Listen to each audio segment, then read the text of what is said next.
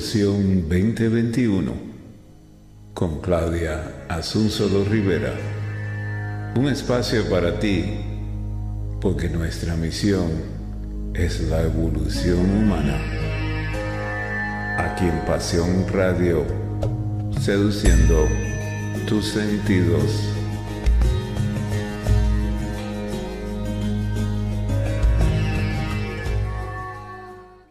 Hola, namaste. Soy Claudia Asunzolo Rivera, transmitiendo desde Querétaro, México, a más de 60 países a través de Radio Pasión, seduciendo tus sentidos. Bienvenidos a esto que es Evolución 2021, el programa para hablar de espiritualidad. Y miren, en el primer programa de agosto, comenté que hablar del legado espiritual de la India, pues es prácticamente obligado cuando estamos hablando de espiritualidad, y que el legado espiritual de hindú es realmente muy vasto y también muy variado. Hay un montón de maestros espirituales de la India, algunos más conocidos y destacados que otros, pero ha habido muchos a lo largo de la historia. Tenemos también una mitología hindú muy rica, pero hoy vamos a hablar de dos aspectos muy específicos. Hoy tenemos un programa con dos temas.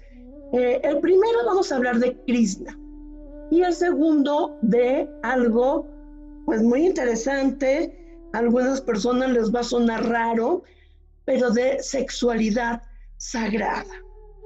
Miren, en la historia de la humanidad, a lo largo de la historia de la humanidad, pues ha habido personajes que han destacado en términos religiosos. Por ejemplo, tenemos que hablar, por supuesto, de Jesucristo. Tendríamos que hablar también de Buda hacia el siglo V antes de Jesucristo. Tendríamos que hablar del profeta Mahoma en el siglo VI después de Jesucristo. Y otro personaje también muy importante es Krishna. ¿Quién fue Krishna? Vamos a platicar de eso con Vanessa Larios. Ella es doctora en Filosofía de la India por la UNAM, que es, para quienes nos escuchan en el extranjero, en nuestra magna casa de estudios acá en México, la Universidad Autónoma de México. Ella es investigadora postdoctoral en el Colegio de México con estudios sobre historia del yoga en México. Es maestra y practicante de yoga desde el 2007 y tiene también estudios en Hatha Yoga y filosofía de yoga que hizo en Pushkar, en la India, en 1911. Vanessa Larios Robles, qué gusto, qué placer. Bienvenida a Evolución 2021. Muchas gracias, Claudia, por la invitación. Hola a todos.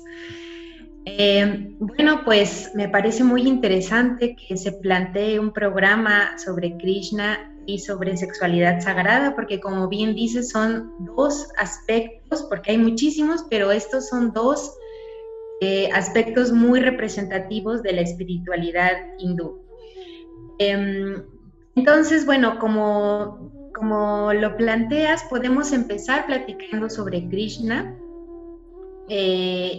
y puedo dar un contexto muy general del personaje. En realidad es un dios que está representado en muchos textos sagrados de la India, no solamente en uno, sino en muchos. Entonces, para esta plática me pareció muy importante platicar sobre el Krishna de un texto en particular, porque me parece uno de los más bellos y más importantes de la India, que es la Bhagavad Gita. Aquí es donde Krishna es en realidad uno de los personajes principales y donde se muestra con mucha fuerza sus características, ¿no? Sus características divinas, su enseñanza espiritual y cómo a través de este texto Krishna habla a los seres humanos. Oye, Vanessa, es que bueno, si me permites acotar, el legado espiritual de la India es tan vasto que no tienen un texto sagrado como sucede en otras culturas, sino que tienen varios. Así es, tienen muchos. Entonces, uno de ellos es la Bhagavad Gita, pero hay muchos, como bien dices, están los Vedas, las Upanishads, están también los Tantras, de los que hablaremos en adelante cuando hablemos de sexualidad sagrada. Entonces, sí, son muchísimos textos sagrados y también hay textos filosóficos que también muestran esta espiritualidad. Bueno, entonces, si les parece bien, podemos ir contextualizando la época, de qué trata, en dónde se encuentra este texto, y así vamos acercándonos a quién es Krishna, ¿no? Por favor. Bueno, la Bhagavad Gita es uno de los capítulos del Mahabharata. El Mahabharata es esta epopeya india, la más famosa e importante de todos los tiempos, no solo de la India, sino de todo el mundo, justo porque es la más antigua y la más extensa. Se habla de que son 100,000 versos, entonces es muy amplia y profunda en sus enseñanzas, pero es finalmente una epopeya, es decir, que cuenta una guerra. Y esta epopeya cuenta una guerra entre dos bandos que son familia. Entonces, la historia es muy compleja del Mahabharata, no da mucho tiempo de contarla, pero el caso es que justo cuando estos dos bandos de familias se van a enfrentar, justo en ese momento climático de la obra, es el capítulo de la Bhagavad Gita. Ese capítulo del Mahabharata es precisamente la Bhagavad Gita. Solo que después fue un texto tan importante, tan filosófico, tan profundo, tan religioso también, se extrajo del Mahabharata y se hizo como un libro independiente, y por eso lo podemos encontrar separado y se puede leer por separado, ¿no? Pero en realidad es un capítulo del Mahabharata, ¿no? Entonces, bueno, en estos dos bandos de familias que van a enfrentarse en una lucha, van muchos años peleando por el territorio, con una historia ahí muy compleja de engaños y trampas que unos pusieron a otros, ¿no? Los primos contra los otros primos, una cosa así muy bella, muy interesante. Justo cuando están a punto de empezar la batalla, empieza este gran texto de la Bhagavad Gita, donde el personaje principal es precisamente Krishna y Arjuna, ¿no? Entonces, Arjuna es uno de los guerreros de uno de los bandos.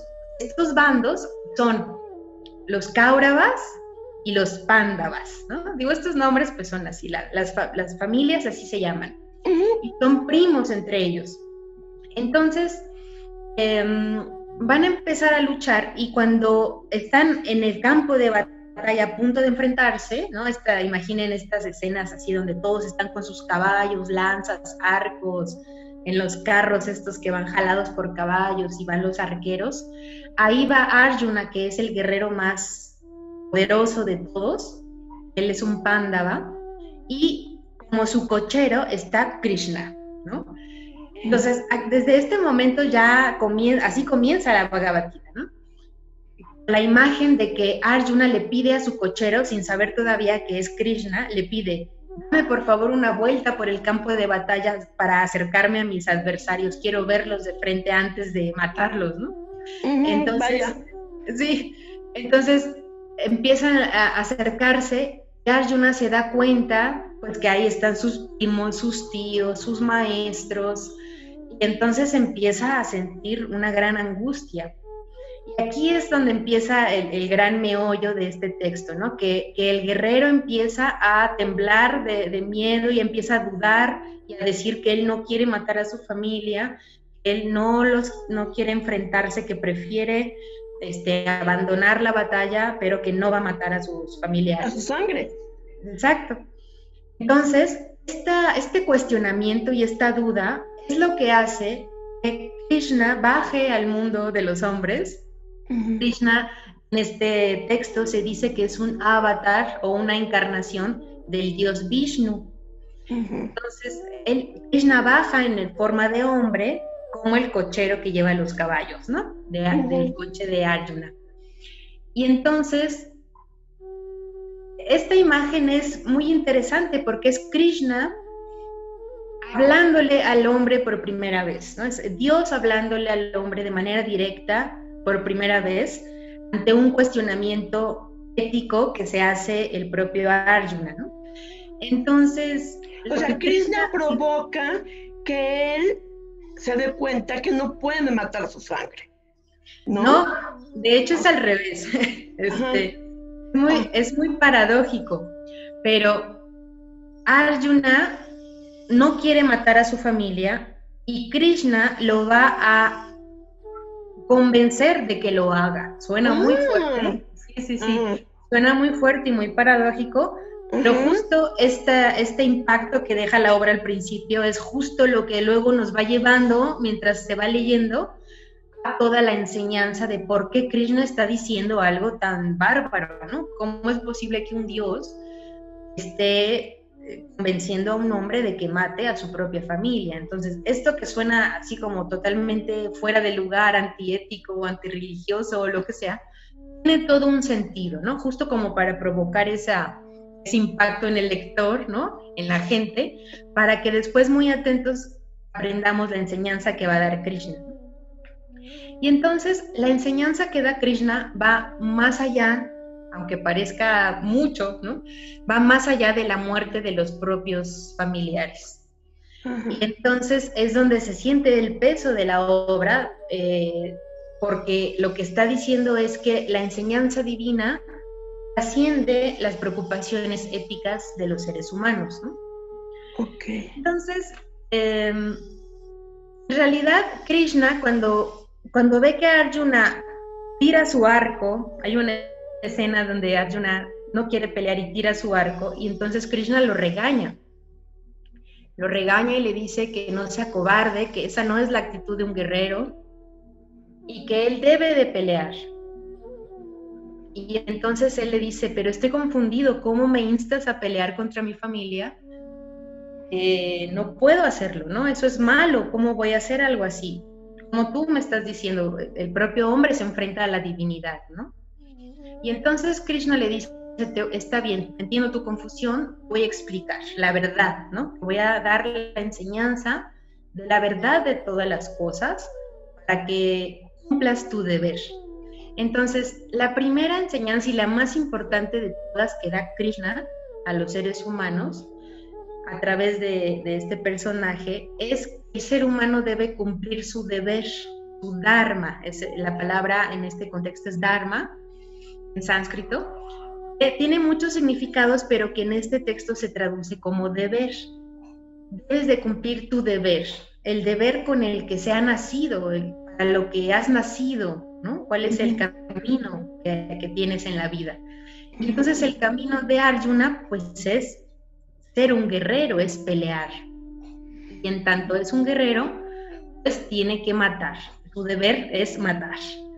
Entonces se ponen estas situaciones como muy extremas, ¿no? Justo con la más extrema de todas, ¿no? Matar a la familia. Se pone esta situación tan extrema justo para demostrar que lo más importante es cumplir el deber y que si el propio Arjuna puede hacer algo tan extremo, entonces todos podemos llevar a cabo nuestro deber, porque llevar a cabo el deber es estar en armonía con el cosmos, porque eso es lo que hay que hacer, ¿no?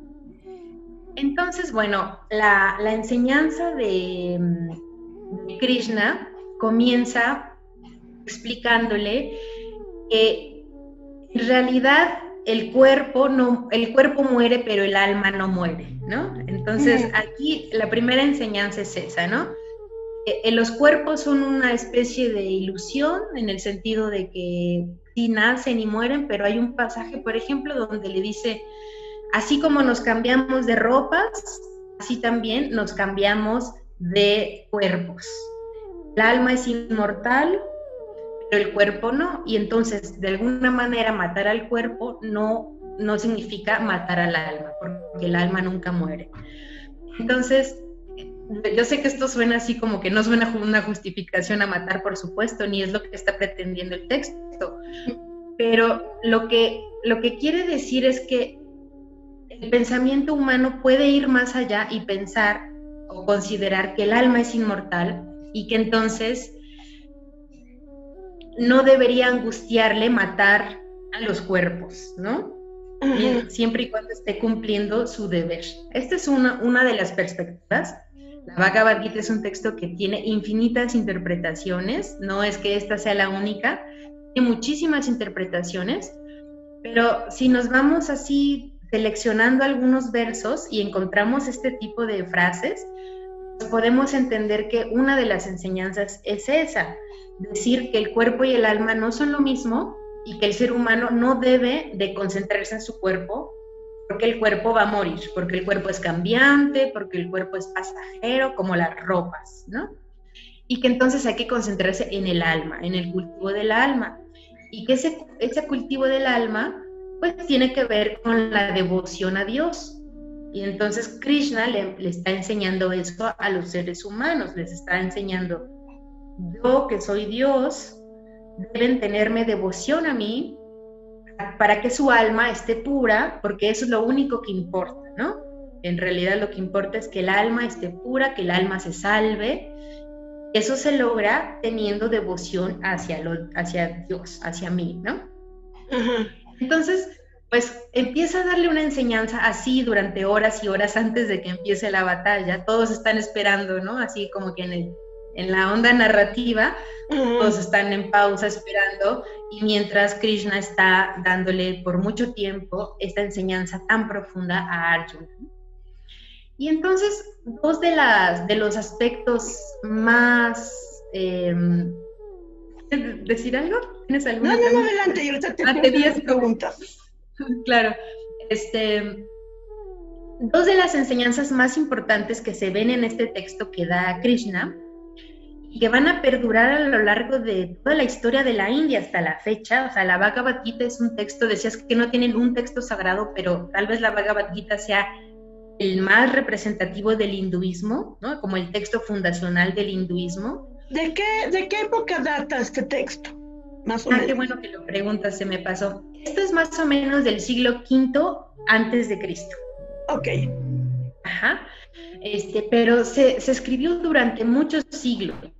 El Mahabharata, tan extenso que es, no tiene un autor como tal. Se habla de que el autor es un personaje mítico que se llama Vyasa, pero en realidad es un texto que se escribió durante siglos, más o menos 8 siglos, ¿no? Entonces, empezando del siglo V antes de Cristo, y todavía se encuentran pasajes y capítulos y versos de siglos muy posteriores. Entonces es una obra así de inmensa, con muchísimos autores a lo largo de muchos siglos.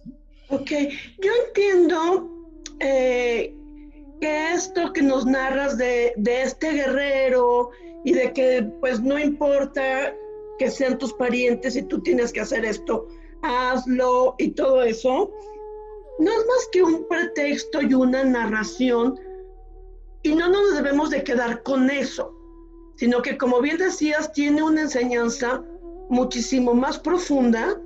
No hay que quedarnos con la anécdota, no hay que quedarnos con lo narrativo, hay que buscar la enseñanza.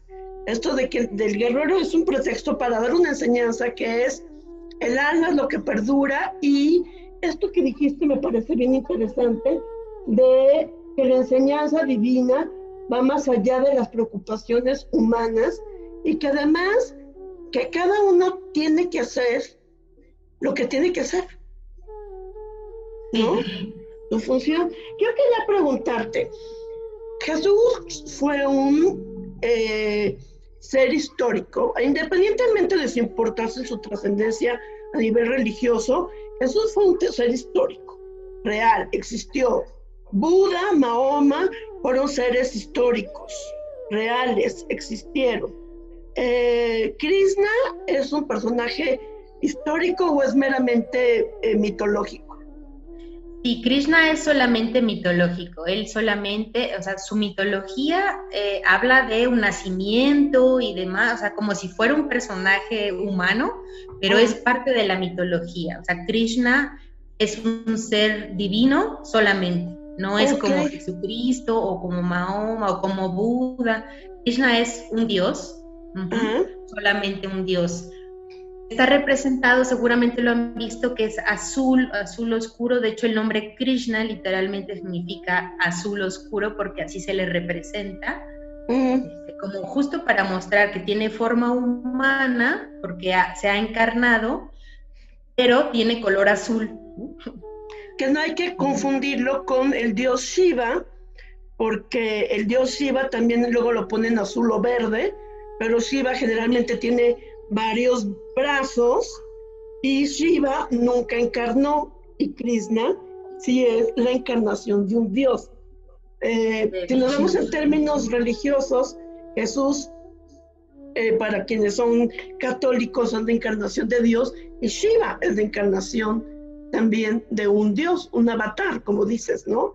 ¿De qué dios es? Krishna es un avatar de Vishnu. De Vishnu. Ajá. ¿Y él quién era?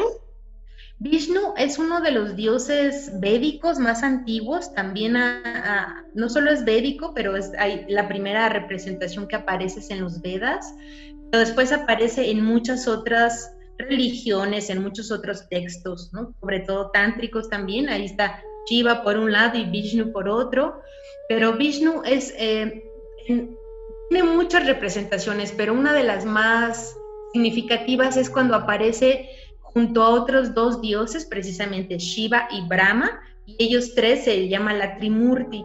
Entonces es Brahma, que es el creador, y luego Vishnu, que es el mantenedor, y Shiva es el destructor. Y entonces en esta triada, o Trimurti, están todo el tiempo en movimiento para mantener ese orden cósmico, ¿no?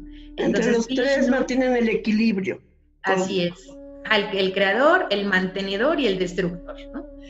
Entonces, Vishnu en esta representación es el mantenedor, pero cuando se habla de Krishna como el avatar de Vishnu, pues es simplemente Vishnu viendo hacia la tierra, y al momento de entrar en contacto con los seres humanos se convierte en Krishna, ¿no? Como otra divinidad, ya que después se hace independiente, ¿no? Ok, ¿nos puedes platicar en un minutito algo sobre el nacimiento de Krishna? El nacimiento de Krishna no lo tengo así presente. Decía que, porque es una mitología, hay muchas mitologías sobre el nacimiento de Krishna.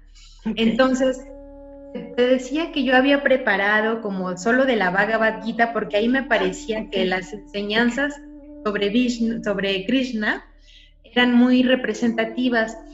Y bueno, en este último minutito quería platicar sobre estas dos enseñanzas más importantes de Krishna, que son la devoción, se llama Bhakti, y que se habla de Bhakti Yoga, ¿no? Como de caminos del yoga, que se habla de Bhakti Yoga y de Karma Yoga. Estas dos palabras, Bhakti y Karma, son muy representativas en la enseñanza de Krishna y que han perdurado hasta nuestros días, ¿no?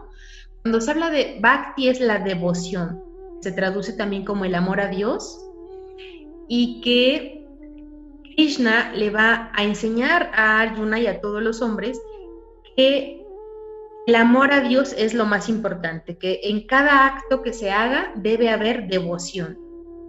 Esta es una de las enseñanzas que perduró desde la creación del texto hasta el día de hoy, porque de hecho la India pues es uno de los lugares más devocionales, ¿no?, que hay, en el sentido de que cada acción que se hace tiene un acto devocional, tiene una intención devocional, quiero decir, una intención de prender un incienso, cantar un mantra, limpiar de alguna manera, prender el fuego para cocinar algo, o la forma en la que se visten. Todo es un ritual, todo tiene un sentido devocional hacia Dios, hacia los dioses. Entonces, esta es una de las mayores enseñanzas de Krishna. Y la otra es karma, ¿no? También una palabra que conocemos mucho, pero en este contexto, karma yoga significa acción desinteresada.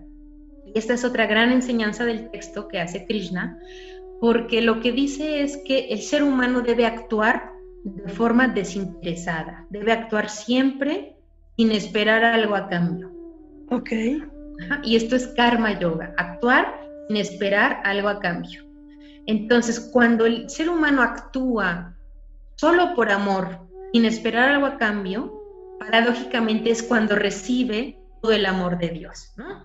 Todas las bendiciones, todas las bondades, la abundancia, además, todo lo recibe justo cuando no espera algo a cambio. Si el ser humano actúa siempre con miras a recibir algo, entonces no es karma yoga, ¿no? Ok, perfecto. Bueno, Vanessa, gracias. Vamos a escuchar un poco de música, Vanessa. Vamos a escuchar algo de canto devocional de la India. Miren, les voy a platicar. Hay un matrimonio que está formado por una mujer alemana que se llama Deva Permal. Y bueno, él es británico, su nombre es Andy Desmond, mejor conocido como Mitten, y ellos son pues de las grandes figuras del canto devocional a nivel internacional. Y bueno, lo que vamos a escuchar ahora es una interpretación de un mantra que lo van a cantar acompañados por un flautista hindú muy famoso que se llama Manose. Algunos dicen que se parece a la imagen de Krishna, ¿no? Él es hindú, por supuesto, de los rasgos hindú, este cabello medio chino, un poquito largo que muchas veces trae en algunas representaciones Krishna, y la flauta, ¿no? Porque también se hablaba de que Krishna tocaba la flauta, entonces bueno, algunos dicen que este flautista se parece un poco a Krishna. Bueno, vamos a ver qué tal. Y vamos a escucharlos 2-3 minutitos, dejo este mantra y regresamos. Y te lo voy a deber a ti, Vanessa. Se va a escuchar en el programa de radio, lo van a poder escuchar quienes nos sintonicen en www.radiopasionus.com. Pasión en este caso es con doble S porque, bueno, se supone que es en inglés. Ahí lo van a poder escuchar. Aquí en el video, en el YouTube, pues nos quedamos con las ganas, pero hacemos de cuenta que ya lo escuchamos. Hacemos de cuenta que ya lo escuchamos y estamos de regreso. Soy Claudia Asunzolo Rivera. Esto es Evolución 2021. Yo estoy platicando con la doctora Vanessa Larios Robles. En el segmento anterior hablamos de el dios hindú Vishnu, y ahora vamos a platicar de algo que a los seres occidentales del siglo XXI nos va a sonar así como, ay, no manches, ¿no? ¿Qué es sexualidad sagrada? ¿A qué nos referimos con esto, Vanessa? Sí, tienes razón que nos suena contradictorio, ¿no? O paradójico. Uh-huh. La India, habría que hacer primero una aclaración entre dos vertientes de lo que se supone que es la sexualidad sagrada. Uh-huh. Por un lado, la sexualidad en la India se ve muy explorada, teorizada y llevada a ámbitos religiosos y espirituales gracias al Tantra, ¿no? El Tantra, de lo cual voy a hablar justamente en esta breve sección de forma muy introductoria. Y por otro lado, esta aclaración que quisiera hacer es que también hay un movimiento que se llama Neo-Tantra, que es un movimiento ya más bien occidentalizado del siglo XX, ¿no? De más o menos de mediados del siglo XX, un poco más, unos 60, 70, que es lo que normalmente entendemos actualmente por sexo tántrico o sexualidad sagrada. Es más bien de esta vertiente que tiene como elementos de New Age y que hablan de cómo una pareja puede tener sexualidad en un ámbito, en un aspecto sagrado, ¿no? Cuando se habla de masajes tántricos o de una pareja donde hay amor y hay sexo sagrado, eso más bien se habla del neotantra. Pero el tantra indio, es un poco una historia diferente, ¿no? O bastante diferente. Entonces, quería hacer esta aclaración porque a veces hay mucha confusión, ¿no? A veces se piensa que en la India había estos mismos elementos como de amor entre una pareja y masajearse, y esto no es así, ¿no? Entonces, en realidad esto más que ser, a que sean muy distintos, más bien se pueden complementar, ¿no? El Tantra es una religión y es también una filosofía. Es una religión porque tiene muchísimos adeptos y tiene muchas sectas. Tiene sectas de Shiva, sectas de Vishnu, sectas de Shakti. Secta nos suena un poco raro, pero se refiere simplemente a secciones, ¿no? de una religión. Entonces el Tantra es una religión muy amplia, con pequeñas ramas tántricas. Algunos adoran a Vishnu, otros a Shiva, otros a Shakti. Shakti es la energía femenina y Shiva es la energía masculina, ¿no? Entonces, en uno de los tantras más importantes, para ubicarnos en el tiempo, el tantra es más o menos del siglo I después de Cristo, ¿no? Podríamos encontrar ahí los grandes textos tántricos entre el siglo I y II, pero hay un periodo muy importante que se llama Shivaísmo de Cachemira, porque es en la región de Cachemira y porque habla de esta secta que adoran a Shiva, pero es tantra. Y esta es de las más importantes, más o menos alrededor entre el siglo VII y XII. Y entonces aquí es donde se dan las mayores manifestaciones tántricas. Ahora, ¿por qué el tantra? Cuando hablamos de tantra, inmediatamente nos suena a sexo, ¿no? Como estas ideas del masaje y de sexualidad sagrada, ¿no? Pero el tantra, por supuesto que no es solo sexo, pero sí tiene que ver con sexo. Claro. No es que solo sea eso, porque es una religión muy compleja, es una metafísica, es una filosofía, ¿no? Tiene toda una estructura muy elaborada. Dentro de estas grandes ideas metafísicas está, para empezar, que Shiva es algo así como la conciencia absoluta y que Shakti es la manifestación de esa conciencia. De modo que todo el mundo, todo lo que percibimos, es Shakti, es la energía femenina, pero eso es manifestación de la conciencia absoluta, que es Shiva, o del ser absoluto, ¿no? Entonces son divinidades que se complementan, femenino, masculino. Uno es el ser, otro es la manifestación de ese ser, ¿no? Y de alguna manera lo voy a decir así como de forma muy general, porque habría que ahondar, pero no hay mucho tiempo. De forma muy general, en el sexo ritual, porque es muy importante mencionar que en el tantra el sexo es ritual, ahorita voy a ir a eso. En el sexo ritual se tiene la idea de que se unen estas energías, ¿no? Se une la energía femenina, se une la energía masculina, y entonces se logra la unidad del cosmos, la unidad cósmica, ¿sí? La unidad que se busca a través del yoga, la unidad que se busca a través de lo religioso. Eso sería justamente la iluminación o la salvación, ¿no? En llegar a esa unidad.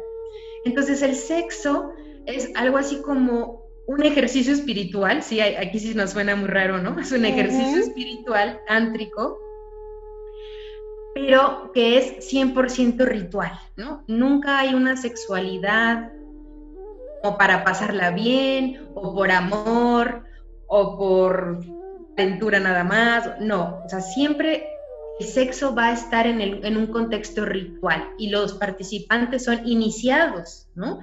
Son hombre y mujer normalmente, que desde pequeños son entrenados para que cuando llegan a una edad más adulta, entonces tienen un encuentro y está el maestro ahí diciéndoles si van bien, si no, es una cosa así, ¿no? Obviamente estamos hablando de siglos hace mucho, ¿no? Pero se trata de que el sexo era ritual y que el sexo ritual tenía que ver con este encuentro de energías, ¿no?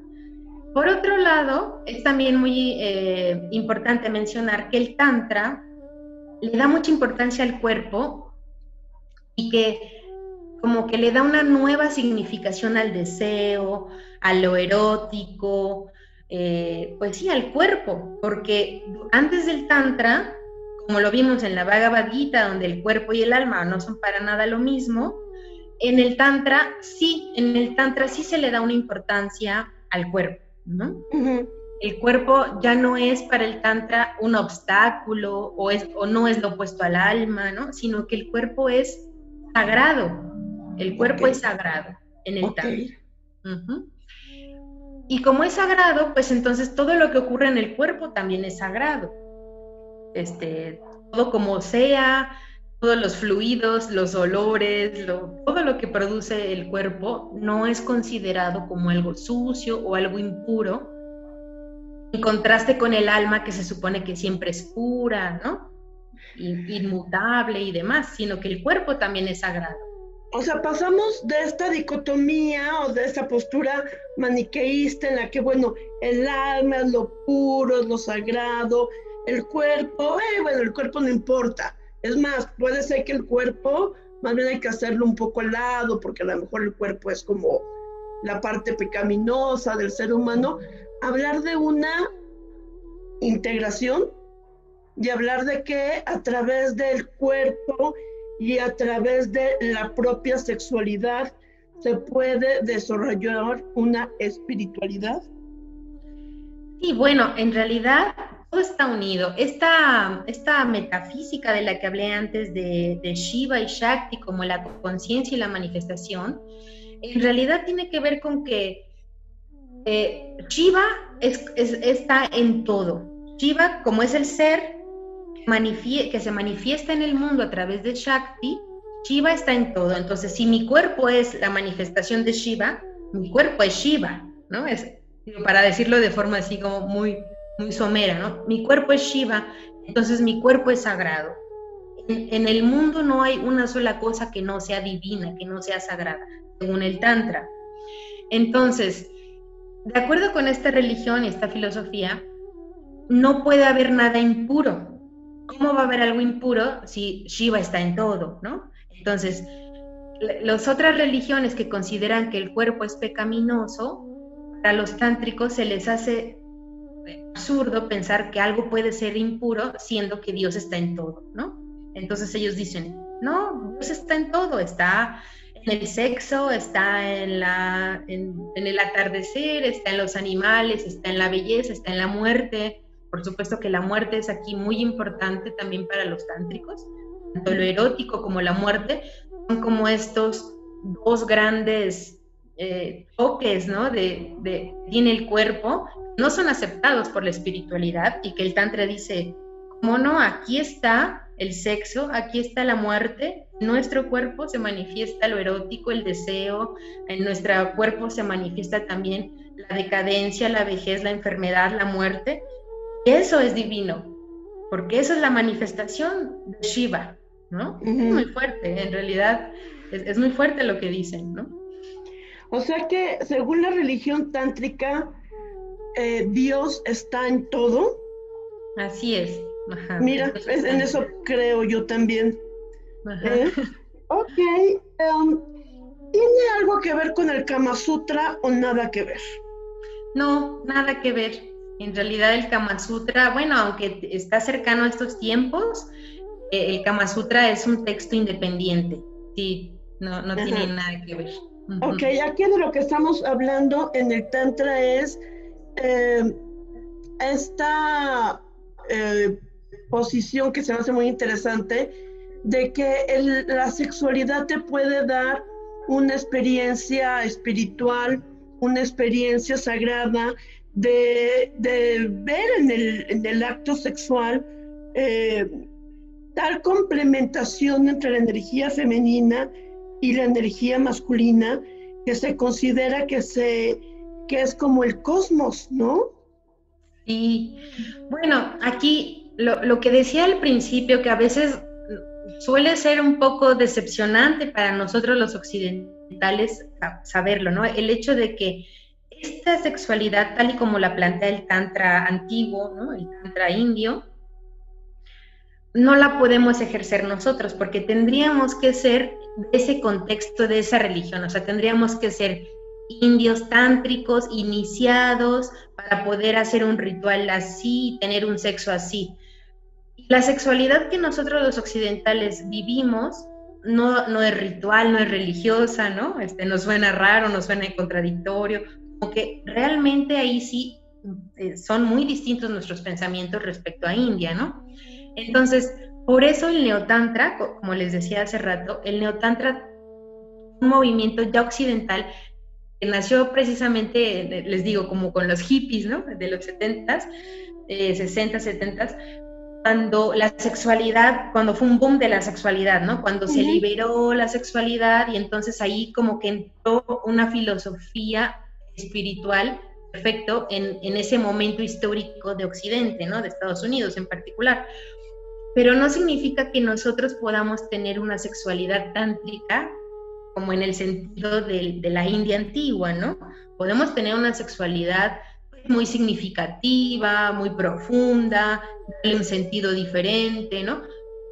Pero no podríamos tener una experiencia religiosa en el sentido de los tántricos, ¿no? Que estaban ahí en el templo vigilados por el maestro, con un entrenamiento de años, ¿no? A eso me refiero, como que no podríamos tener esa experiencia como lo tenían los tántricos antiguos, ¿no? Podemos tener una experiencia de sexualidad es diferente, pero no podría decir que es tántrica en ese sentido. Ajá.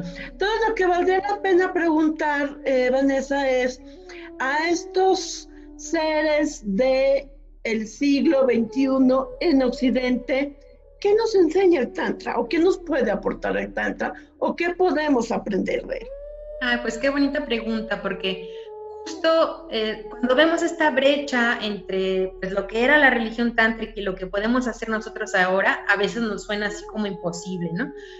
Poder alcanzar lo tántrico, pero no, en realidad tal vez lo que no podemos hacer es tener este sexo tántrico ritual, pero lo que sí nos enseña el Tantra es esto que mencionabas ahora, que Dios está en todo, ¿no? Y que en el sentido de que Dios está en todo, entonces no hay nada que salga de lo sagrado, nada que esté fuera de lo divino, y en ese sentido todo es igual. Actualmente en la India muchos movimientos sociales, no sé, como saben, en la India se manejan las castas, y entonces las castas que son muy bajas, hay incluso unos llamados los intocables, que son personas muy enfermas, con lepra, con VIH, etcétera. Son personas que son relegadas de la sociedad y que no son atendidas por nadie y están muriendo literalmente en las calles.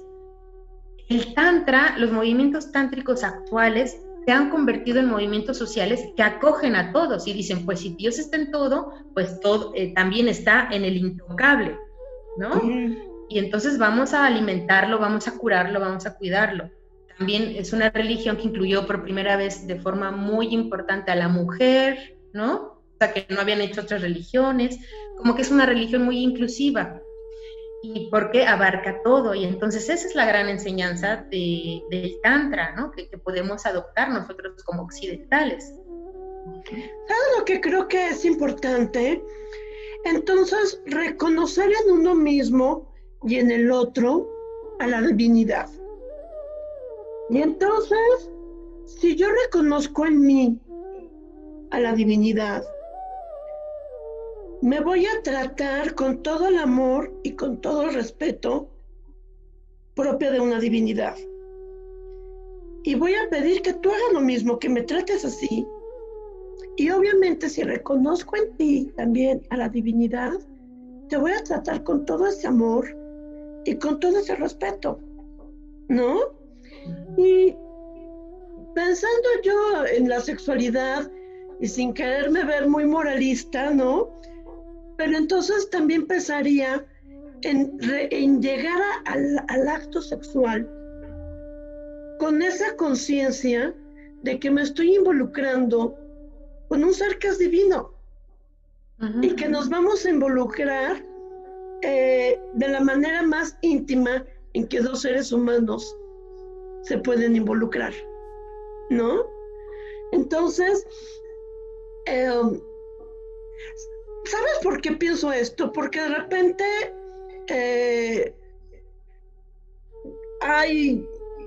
la sociedad tiende hacia cierta promiscuidad, ¿no? Y pues eso es lo de menos. Pero lo que yo encuentro peligroso es que entonces caigamos en usarnos para mi placer. Yo te uso para mi placer, pero a la vez yo sé que tú me estás usando para el mío, ¿no? Entonces se cae como en un vacío, ¿no?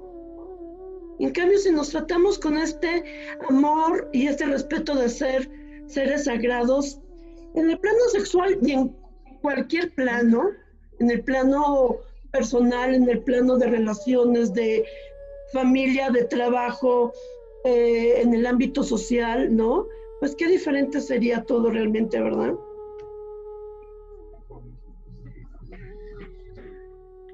Sí, y sobre todo, muy importante esto que dices, sobre todo otra de las grandes enseñanzas sería también a respetar el propio cuerpo, ¿no? No solo al otro como divinidad, sino también a darle una nueva significación a nuestro propio cuerpo, a dejarlo de ver como un instrumento solamente o como algo pecaminoso, sino darle el valor de que es nuestro y de que somos cuerpo y de que es una vía también para la espiritualidad, de que el cuerpo no solo estamos como pasajeramente ahí. Fíjate, paradójicamente en esta plática son visiones opuestas del cuerpo, el de la Bhagavad Gita y el del Tantra, ¿no? Son opuestos. En la Bhagavad Gita no importa y en el Tantra importa todo, ¿no? El cuerpo. Ajá. Y sería más bien como buscar el equilibrio, ¿crees? ¿No? Pues ya depende de cada quien, sí. Hoy por hoy somos las dos cosas. Hoy por hoy somos las dos cosas, ¿no? Sí. Porque bueno, mucho se habla de esta nueva espiritualidad que tú hablabas, del New Age, de, bueno, somos seres espirituales teniendo una experiencia física, una experiencia material, pero pues mientras estamos teniendo esta experiencia material, pues hoy por hoy somos las dos cosas, ¿no? Sí, sí, así es. Muy bien. Vanessa, tenemos 2 minutitos más. ¿Algo que quieras agregar? Pues, bueno, del Tantra, también me gustaría agregar que el Tantra tiene muchos elementos para alcanzar esa unidad, ¿no? Para que el ser humano logre alcanzar esa unidad. Aquí podríamos estar hablando de yoga como el método, aquí de Tantra Yoga, el método que se hace para alcanzar esa unidad con lo divino. Entonces, todas estas palabras que tal vez ya conocen, que son como el mandala, los mantras, mudras, no sé si ya han escuchado algunas de estas palabras, pero son ya muy comunes. Son ejercicios tántricos para alcanzar la divinidad y son ejercicios yógicos. Yoga no en el sentido solo de hacer posturas, sino también de meditar. Y entonces cuando el tántrico medita, imagina, ¿no? Cierra los ojos de alguna manera y se pone a visualizar, a imaginar. Puede imaginar los mandalas, los clásicos chakras, por ejemplo, ¿no? Los chakras en el cuerpo sutil, también seguramente ya han escuchado de los chakras. Entonces se puede visualizar a través de una meditación el cuerpo sutil, un cuerpo que no es físico, se puede imaginar. Y esa imaginación es algo muy característico del Tantra, que tiene como uno de los elementos fundamentales de su práctica meditativa es precisamente imaginar, porque se cree que con la imaginación se están creando las cosas. La imaginación crea, la imaginación es lo que crea el mundo, ¿no? Según los tantras. Entonces se practica imaginando figuras redondas, eso significa chakra o mandala, de colores en ciertas partes del cuerpo, y así hay muchas visualizaciones. Perfecto. Vanessa, tú luego das cursos, das pláticas. ¿En dónde te podemos localizar? Sí, gracias, Claudia. Y doy cursos de filosofía del yoga principalmente, donde vemos historia del yoga desde sus inicios, que son los Vedas, las Upanishads. Pasamos por la Bhagavad Gita, por supuesto el Yoga Sutra de Patanjali, y vemos también Tantra, vemos el yoga ya moderno, el yoga del siglo XX, llamado yoga postural, y toda la historia del siglo XX para acá. Entonces es un panorama de todo el yoga, lo que hacemos en el curso. Me pueden encontrar, les puedo dejar, bueno, en mi página de Facebook, se llama Filosofía del Yoga, es una página de me gusta, así, Filosofía del Yoga, o con mi nombre, Vanessa Larios, ahí estoy en Facebook también, ahí publico cuando doy cursos y demás, todos son en línea, entonces muy cómodo. Perfecto. Vanessa Larios Robles, muchísimas gracias por haber estado en Evolución 2021. A ti, Claudia, un gusto. Bueno, y a todos los que me escuchan, muchísimas gracias por una semana más de hacerme el favor de regalarme su atención, su compañía. De verdad se los agradezco muchísimo. Ojalá que la semana que entra me vuelvan a acompañar. Acuérdense que Radio Pasión tiene página de Facebook, tiene canal de YouTube, nos encuentran como Radio Pasión US. Pasión, acuérdense, con doble S, siempre digo yo que es porque tenemos mucha pasión, pero bueno, en realidad es porque se supone que es en inglés. Tenemos programas muy bonitos todos los días de la semana, buena programación musical. Ojalá que se queden con nosotros. Le quiero agradecer a Paula Guzmán y a Ricky Gómez, directores de Radio Pasión. Soy Claudia Asúnzalo Rivera, también soy hija, y me despido deseando que todos los seres, donde sea que estén, sean libres y felices. Vanessa, muchísimas gracias. A ti, Claudia, mucho gusto y muchas gracias por la invitación. Ahí estaré al pendiente. Yo te aviso. Gracias. Hasta luego.